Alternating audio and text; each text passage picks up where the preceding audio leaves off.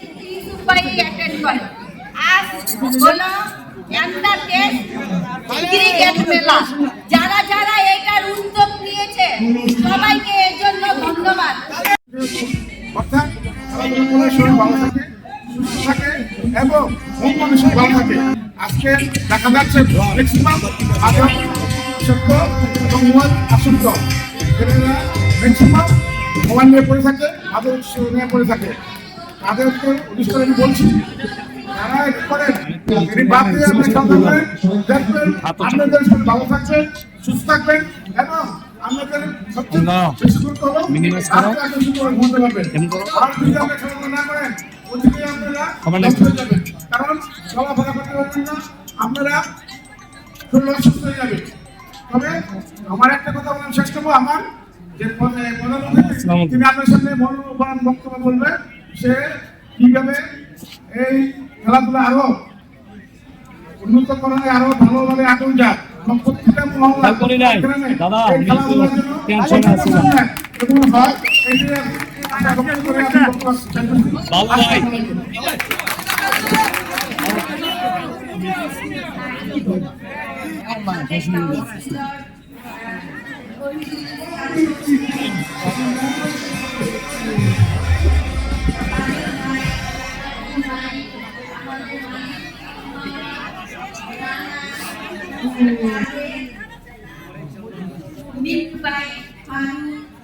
আমি সকলকে জানাই আসসালামু আলাইকুম। ক্রিয়া হলো 11 জন খেলোয়াড়ের দুটি দল মিলে একজন ব্যাটিং করে, রান নেয়, আরেকজন বোলিং করে, আউট করে। যার লক্ষ্য হলো প্রতিপক্ষ থেকে রান বেশি করা। এই ক্রিয়াটা উদ্যোগ হয় ইংল্যান্ডে। আর এই ক্রিয়া এখন বর্তমানে জনপ্রিয়। আমি যুব সমাজ ভাইদের বলবো, তোমরা মাদকে আসক্ত হবা না, কারণ মাদকে কি হচ্ছে তোমরা ভালো করে জানো। আসলে কর্মটাই সবচেয়ে বড়, কে কি কর্ম করলো সেটা বড় না, সবচেয়ে বড় হলো যে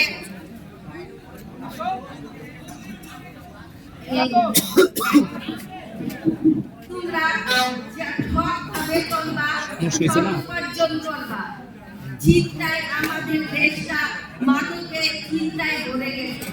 আগে তো কত মাঠ ঘাট ছিল, ছেলেরা খেলাধুলা করতে, এখন সবাই মোবাইলে আসক্ত হয়ে গেছে।